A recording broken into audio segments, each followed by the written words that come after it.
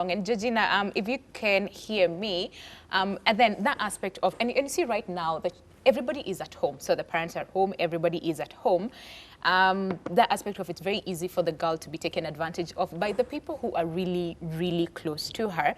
So then what can we do? Because now we cannot run away from home. No. You know, we have to stay there. We have to stay with these people. And most of the time, these people will end up threatening the victim, if I can say. If you say this, I'm going to kill you, or I'm going to kill. We've had stories of people who say, I'm going to kill your parents, I'm going to kill your brothers and sisters and everybody in this family. So that aspect of then, the home should be a safe space for so many people, but then again, it's not. So what do we do? Do we run away from home, or what do we do?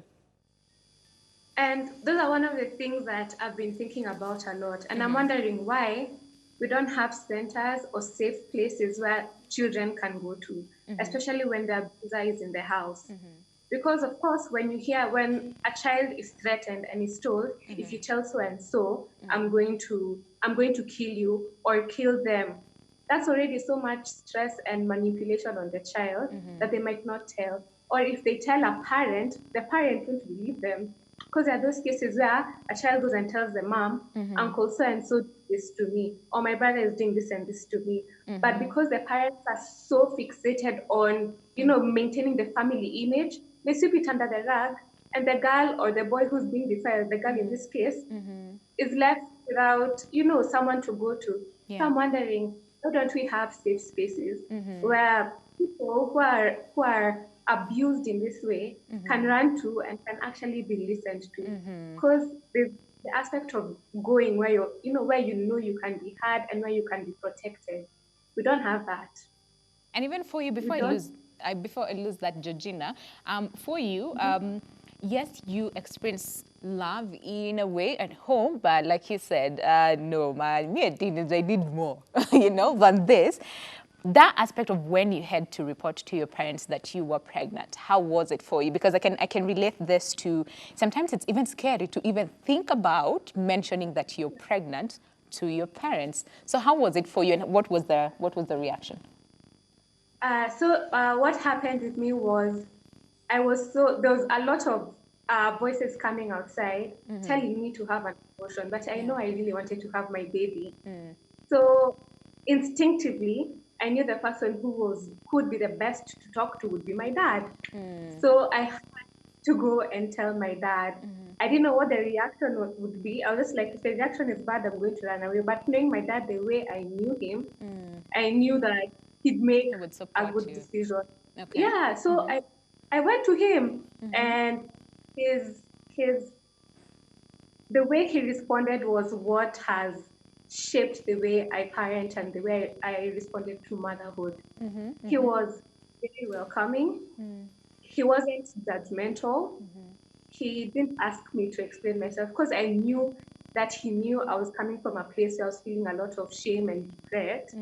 So he took the burden off me, and he supported me, and he let me know that he's there, and me and the baby are welcome back home. And continuously over the course of my pregnancy and in the beginning of my parenting journey up till now, there are ways that he's always been affirming me as a young mother or as a mother to me.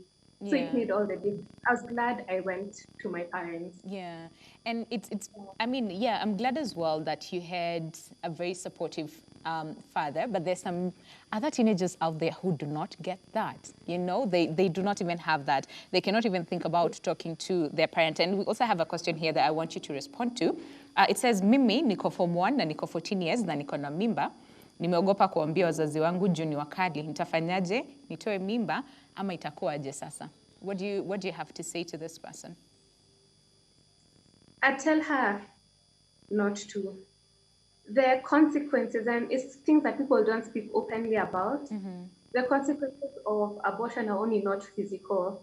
It's also very mentally and emotionally heavy for a child, especially at 14, to carry. But I know she's an intermediary, maybe an aunt, maybe an older cousin, maybe a grandma, someone who she can go to and talk to her parents, or who she can even live with as her parents simmer down. Because we also have to accept the fact that our parents' reactions, our parents are also human, and their reactions are valid.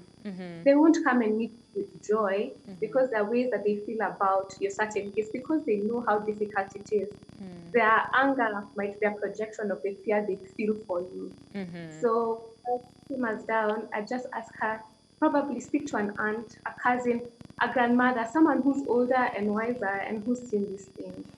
Yeah, in a Okay. better place to, All right. to advise. Yeah. Okay, thank you very much, Georgina. Of course, it's a very concerning question that we cannot just leave it out here, so we'll still follow up on that question. But we also have a counselor on set. So Mary, I mean, you're more on the career side, but I mean, this is a form. She said she was what, form 2? Form 2, 14 years, doesn't know what to do. The parents, hey, too strict. She cannot even think about talking to them. So I would want to get your response on the same. Like, how do you approach this, and what is the right step? Because I think for us, I don't know if we also have to understand where the parents are coming from, because again, this is a shock moment, for them. So before we get your response to the same, we have Victor back. Victor, thank you very much for calling us from Bomet. Do you have a question or comment this afternoon? Yes. Okay, go ahead, Victor. Yes, Victor from Bomet. I just, the girl wants to abort. I tell her that abortion is communication first. Go ahead. Victor, are you still there? Yes. Okay, go ahead. I did not quite get your response. You said for the girl who is thinking about an abortion. What did you say? Yes. I would just want to tell her that abortion is not allowed in Kenya.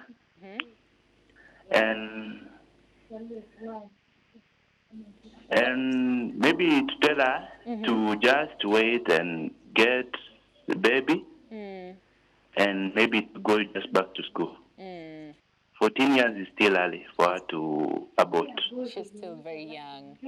And abortion is not allowed in Kenya. Okay. Thank you very much, Victor, for your comment on the same. Mary, very, very briefly, let's take your comment on the same, because still a young child thinking, okay, and even if I give birth to my baby, will I be able to go back to school? There's that aspect of shame and stigma as well among the peers who are like, yes, sisi tunasoma na mama, and we've had such really sad, comments as well, which I think for so many girls, they're thinking, you know what, I'm better off taking care of my child than going back to school.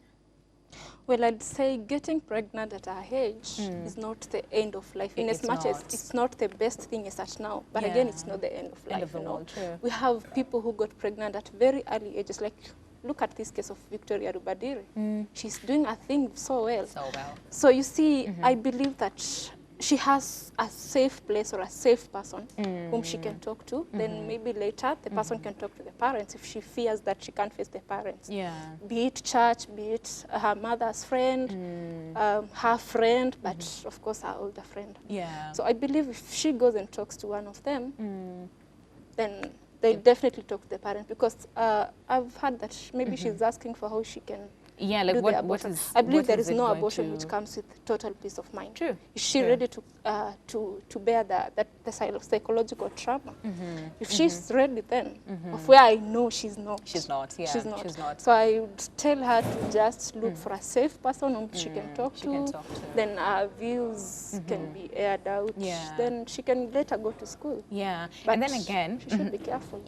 Plus, from what you said, you see, it might seem like a convenient, a most convenient thing now at this, like you said, at this time. But then again, later on, she might not be able to deal with that fact that she had to conduct an abortion. So please don't do that. But again, we'll still follow up with that question.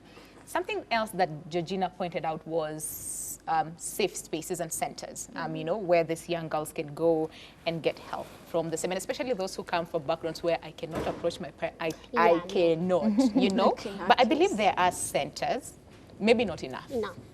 What would you say, Joyce?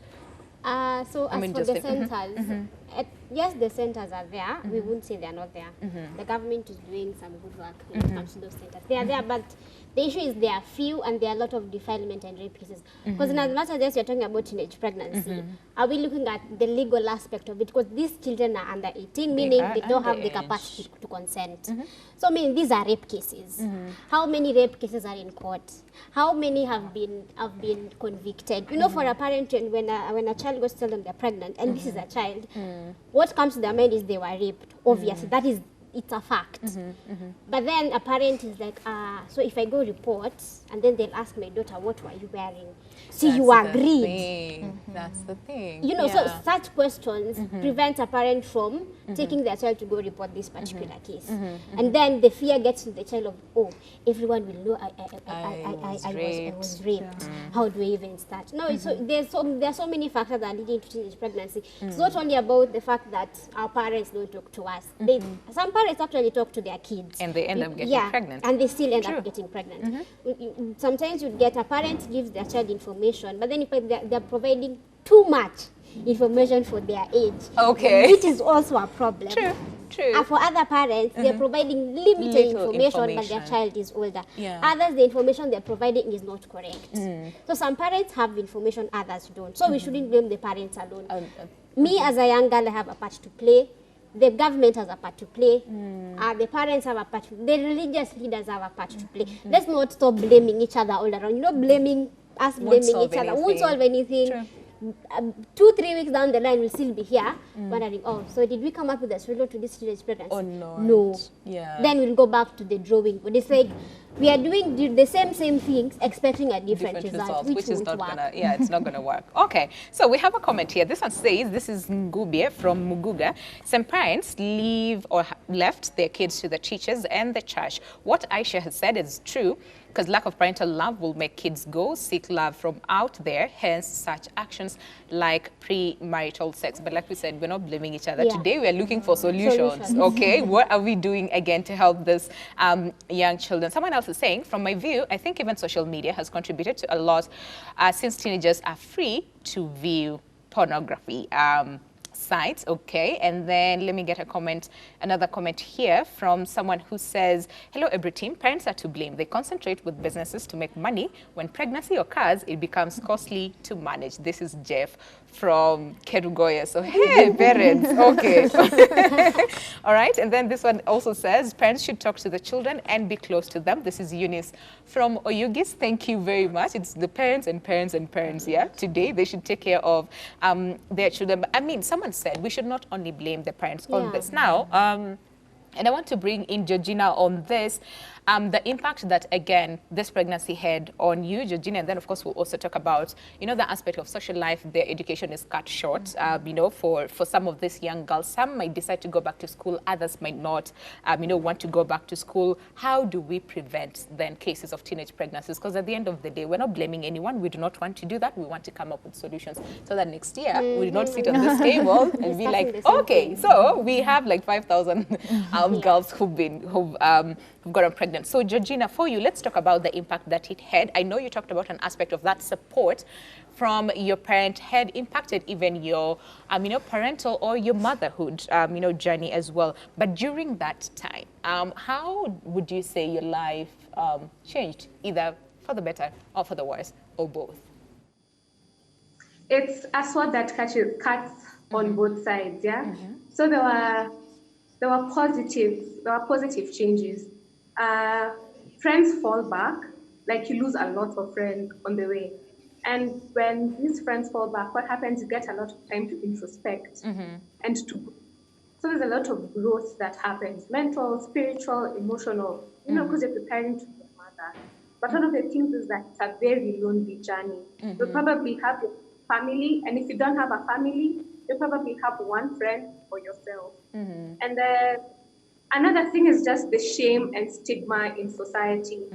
You know what happens is people come and say, it's illegal, but when a young woman chooses to carry her baby to term, it's also so you get this, what is it called, a conflict in society where they don't support abortion, which is viable, but they also don't support young mothers. Yeah. So what do you want us to do?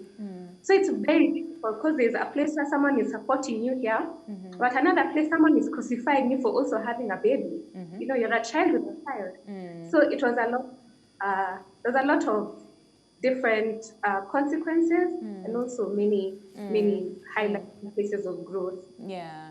And then there's a question here which I want you to respond to. This one says, sasa kama una feel kuwa na boyfriend, utafanya aje na pengine anakupenda sana. And then, you know, they've written in the X, you know, the sana. Yeah, so I'm imagining this is a very young person. Yeah, so Georgina, what would you have to say to that? Kama una feel kuwa na boyfriend na anakupenda sana, what do you do? Kama huyo boyfriend wako anakupenda sana, if this person loves you so much, they won't expose you to the dangers of premature sex.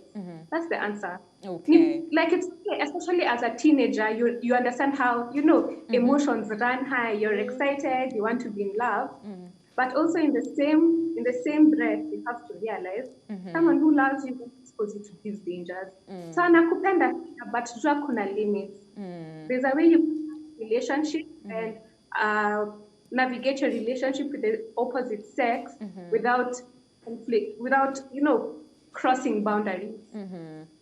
And then again, okay, that aspect of kama nakupenda sana, they will not expose you to this, but we've had some very young girls who say if he does not ask for it, maybe anipendi sana, and maybe he's getting it from somewhere else, you know? So there's that confusion here. If he doesn't ask, do I ask? Do I give? Do you know? Like, because if he doesn't ask, probably he doesn't love me. And I feel like that's now where parents' voice, older sisters, you know, parents don't talk about these things because even as our parents probably don't know how to talk about it. But now us as the young women in our generation, we are comfortable talking about these things. Yeah. And we let our younger sisters know, our younger brothers know that this person asking for these things or this person not asking for these things in no way relates to how much they love you or don't love you. So these are the truths we have to have. And these are one of the solutions to fixing this. Letting women understand, you know, the value of their worth, their mind, bodies. It's a holistic approach. And then there's some, Georgina, again, still on you. For so many girls who probably have gone through what probably you went through, got pregnant at a very young age, and then let's say the man did not take responsibility. And for your case, your baby's dad was older than you were. So, and at that time, of course, one would imagine he has to take responsibility, you know? Or did he at some point was like, not too sure, this is a very young child, there's that aspect of law, going to court, you know, it's a lot for this person. So how was the experience for you?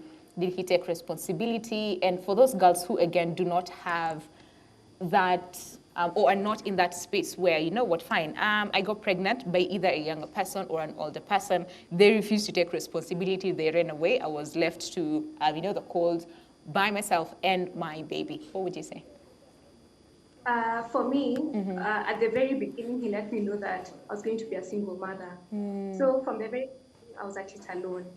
It's only up and recently that we've been trying to work out a co-parenting situation. But for the past 3 years, it was just me alone and my family supporting me and my daughter. And it's a very heartbreaking place to be, where you're young, you're green, and you don't even know what pregnancy is. This is when your consequences are hitting you in the face. Yeah. So what happens is that there's a lot of healing work to do and coming to, like, you're going to be tempted to want to build castles in your mind, but it's a time to tell yourself the reality. You're probably going to be a single mother, and you start identifying with people who speak positively in that space. And you start building a life knowing that it's going to be me and my baby. I'm capable of being a good parent, as you know, as much as a mother can be. Also open your mind to letting other men around you, like your dad, your brother, be also parents. Yeah. To, you know, play the father role to your child. Yeah. And it's most like forgiving yourself and forgiving this other person who's absconded his duty, so that you yourself can move forward and parent your child without extending, you know, without projecting the bitterness you feel towards their father on them. Yeah. Because you might end up even projecting the same bitterness to your child as well, which is, again, not good for their mental state. Okay, Georginas, please stay with us. And there's someone who says, hello, I went through the same problem. My stepdad tried to rape me. Well, he managed with his fingers, and my mom refused to believe me, and that is how I ended up being raped. It was really painful since I could not tell her about the rape, but I managed to be. What Aisha was talking about, an aspect of people who are really, really close to us, people who should provide that form of security, you know, to us. But again, it's not happening, and this is just so sad, you know, to even read and try to comprehend. But now the biggest question is then, where are the boys in the picture, you know? Because, yeah, when there's that aspect of pregnancy, the girl is scared to even talk to the parents. What do? You know, where is the boy, you know, in this picture? I've just been thinking, sitting here, usually the data is this number of girls got pregnant. For a change, why don't we get data saying 20 boys impregnated this number of girls? Okay. Why is the focus only on the girl? On the girl, okay. Because I don't get myself pregnant, honestly. True. Because even now in this panel, we needed a boy here. We needed the perspective of a man. Of a Male man. engagement in teenage pregnancy is very It's important. very important, yeah. Because if we only continue talking to the girls and blaming the girls all the time, then we are not going anywhere if we are not involving the people who are responsible for these pregnancies. And for some of them, the people getting them pregnant are either older than them, or the same age, or maybe in their family they are the breadwinners. And the only way they know how to get money is sex work. Yeah. Then they get pregnant from that. No, you see, there's a lot in play when it comes to teenage pregnancy, so we can't really pinpoint to one particular cause. There are several causes, so we need to address all these causes from the different dynamics that they are coming from. Yeah. Yeah. And then again, so in terms of because you see, fine, the girl, again, at that time is confused, don't know what to do, who do I report to, who, you know, and even the boy, I mean, by the time a girl goes to them and tell them, listen, I am pregnant, you know, it's a shocking period for them, and especially if it's a Younger boy. you know, boy who's involved in the same, and then thinking about they have to also face charges, you know, in court for, again, impregnating an underage.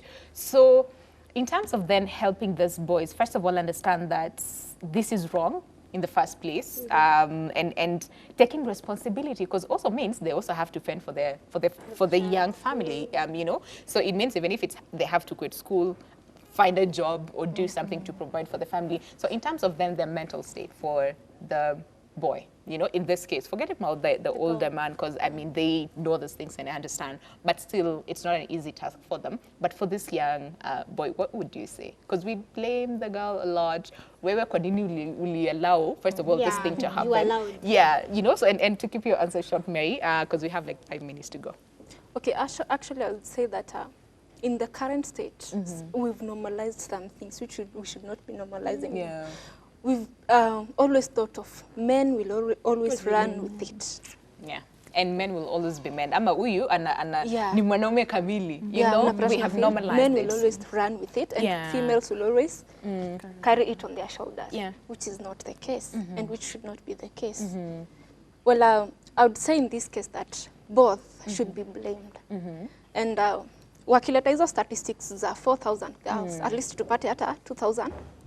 The boys who are responsible for the same. Yeah. But should they then, so what should happen to this young boy? Because you see, for one, it's not only about being pregnant for the girl. I mean, there's that aspect of education is cut short. Two, she's gonna be a mother at a very young age. So she has to mature up very, very fast and take care of this, you know, young baby. So it's like a mental toll on this young girl. But for the boy, so what happens? Because to them atasema fine, I take responsibility, alafu nitachunga mtoto ile siku nitapata kazi, you know. Well, I believe we have counselors whereby if one is come out clean, one is undergo through the process of counseling, and they'll be good to go. Okay. And the law, Aisha, where does then the law come in this picture? I think that's a little bit hard because there is also that debate of these are two minors.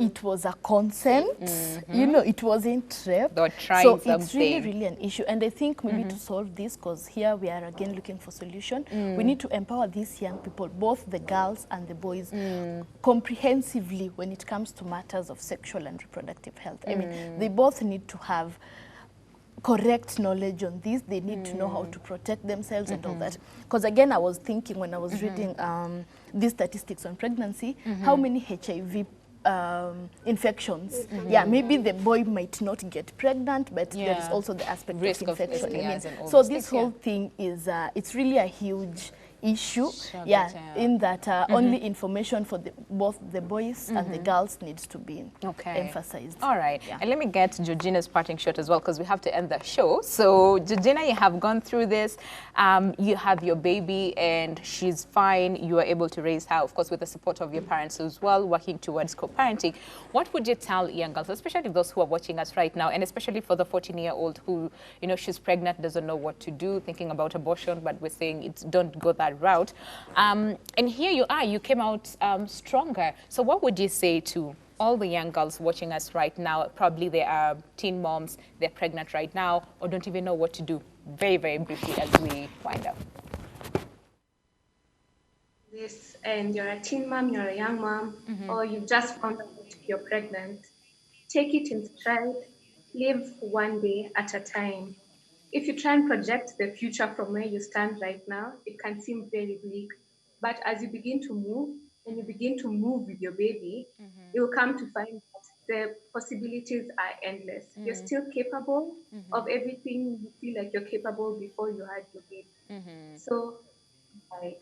And for those who are also not pregnant yet, I'd want them to realize that there are more repercussions to sex than HIV, STDs, and pregnancy.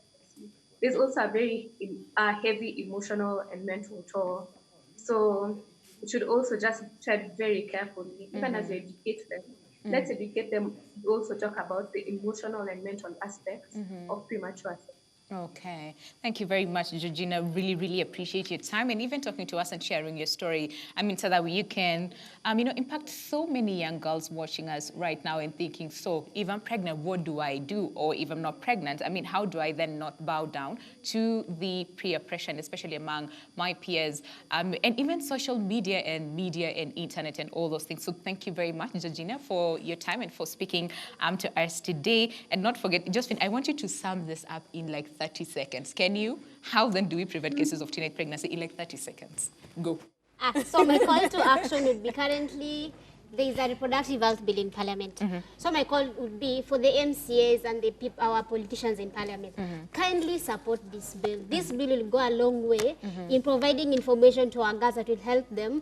You know, when you're at a point of you have information, you're able to decide, am I ready to deal with the repercussions, rather than you don't have information, so you're like, so what are the repercussions? You know, so kindly support that bill. It will go a long way in helping our young people out here. All right, and 30 seconds it is. Oh, so we have to say goodbye. Thank you very much, Josephine Odhiambo, reproductive health advocate. We had Aisha Said, who is a gender specialist, and Mary Mumo, career counselor, and not forgetting Georgina Randiek, who is a wellness educator right now, shared her story with us on how, she became pregnant at the age of 19, but she is here now, stronger and raising her baby. So we have to end it here. So many, comments and SMSs that we cannot be able to read all of them. But remember, go on to our YouTube page, and that is on Every TV Kenya.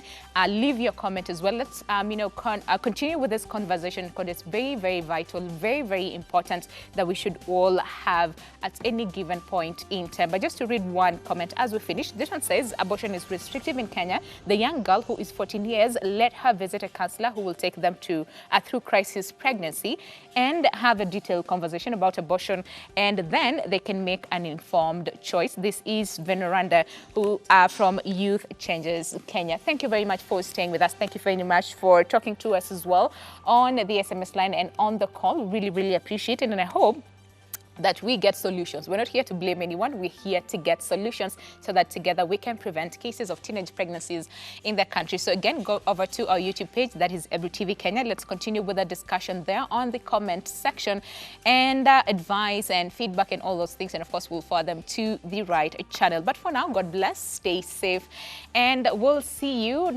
I'll see you on Sunday for Every News 1 p.m. and on Monday for My Doctor. But for now, goodbye, God bless, and stay safe.